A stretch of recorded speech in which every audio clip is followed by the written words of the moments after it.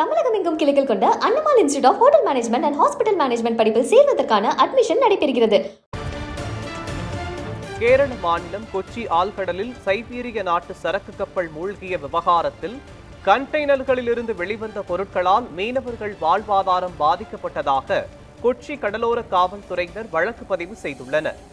இதுகுறித்து நமது செய்தியாளர் ரமேஷ்குமார் வழங்கும் கூடுதல் தகவல்களை கேட்கலாம். ரமேஷ்குமார், கேரள மாநிலம் கொச்சி ஆழ்கடல் பகுதியில் சைபீரிய நாட்டு சரக்கு கப்பல் கவிழ்ந்ததில் பல கண்டெய்னர்கள் கடலில் விழுந்து பல பொருட்கள் கடலில் சிதறியது. இதனால் கடல் வளம் எந்த அளவுக்கு பாதிக்கப்பட்டிருக்கிறது, கடலை சார்ந்து வாழும் மீனவர்களின் வாழ்வாதாரம் பாதிக்கப்பட்டிருப்பதாக கடலோர காவல்படையினர் வழக்கு பதிவு செய்திருக்கின்றனர். அது பற்றிய விவரங்கள்.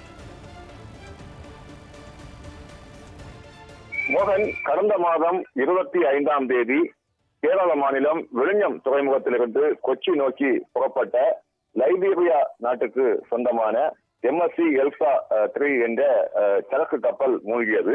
இதில் 646 கண்டெய்னர்கள் என்பது இருந்தன. அதே போன்று இந்த கப்பலில் 24 ஊழியர்களும் இருந்தனர். முதல் கட்டமாக கடலில் அந்த கப்பல் சற்று சரிந்த நிலையில் காணப்பட்டவுடன் ஊழியர்கள் அங்கிருந்து முதல் கட்டமாக மீட்கப்பட்டனர்.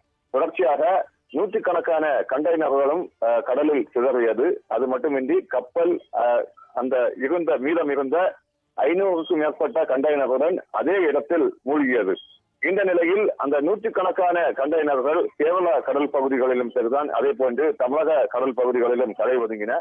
இதில் பஞ்சு, பிளாஸ்டிக் உள்ளிட்ட பல்வேறு பொருட்கள் அடங்கி இருந்தன. ஒரு சில பகுதிகளில் கண்டெய்னர்களில் ஒரு பொருளும் இல்லாத நிலையிலும் பல இடங்களில் கண்டெய்னர் என்பது கரை ஒதுங்கி இருக்கிறது. இந்த நிலையில் அந்த மூழ்கடிக்கப்பட்ட கப்பலில் இருக்கும் கண்டெய்னர்களில் ஆபத்தை விளைவிக்க கூடிய பொருட்கள் இருப்பதாக தற்பொழுதும் தகவல் என்பது வெளியாகிருக்கிறது. ஏற்கனவே ஆபத்தை விளைவிக்கக்கூடிய பொருட்கள் அதிக அளவில் இருப்பதாக தகவல் என்பது தெரிவிக்கப்பட்டதை தொடர்ந்து கடற்கரை ஓரங்களில் ஒதுங்கும் பொருட்களை யாரும் தொடக்கூடாது, யாராவது பொருட்களை பார்த்தால் 200 மீட்டர் தள்ளி நிற்க வேண்டும் உள்ளிட்ட பல்வேறு நெறிமுறைகள் என்பது வகுக்கப்பட்டிருந்தன. இந்த நிலையில் ஏற்கனவே கப்பல் நிர்வாகம் மாநில அரசுடன் ஒரு பேச்சுவார்த்தை என்பது நடத்தியிருந்தது. தங்களுக்கு போதிய உதவிகளை செய்வதாக தெரிவித்திருந்தது. இந்த நிலையில் சுமார் 15 நாட்களுக்கு பிறகு தற்பொழுது கப்பல் நிர்வாகத்தின் மீதும் அதன் கேப்டன் மீதும் அதன் ஊழியர்கள் மீதும் தற்பொழுது வழக்கு பதிவு என்பது செய்யப்பட்டிருக்கின்றனர். தொடர்ச்சியாக இந்த கப்பல் விபத்தில் அங்கிருந்து வெளியேறிய பொருட்களால் மீனவர்கள் மிகப்பெரிய அளவில் பாதிக்கப்பட்டிருப்பதாகவும், அதே போன்று இந்த கப்பல் விபத்து ஏற்பட்ட நிலையில் ஆபத்தாகவும் அலட்சியமான முறையில் அந்த கப்பலை இயக்கியதாகவும் அந்த தற்பொழுது எஃப்ஐஆரில் தெரிவிக்கப்பட்டிருக்கிறது. அதே போன்று மனித உயிருக்கும் சொத்துகளுக்கும் ஆபத்தை ஏற்படுத்தும் விதத்தில் இந்த விபத்து நடந்திருப்பதாகவும், அதே போன்று அதிலிருந்து பொருட்கள் வெளியேறியிருப்பது மீனவர்களை மிகப்பெரிய அளவில் பாதிப்பை ஏற்படுத்துவதாகவும், தொடர்ச்சியாக பல லட்சம் ரூபாய் இதனால் இழப்பீடு ஏற்படுவதாகவும் தெரிவிக்கப்பட்டிருக்கிறது.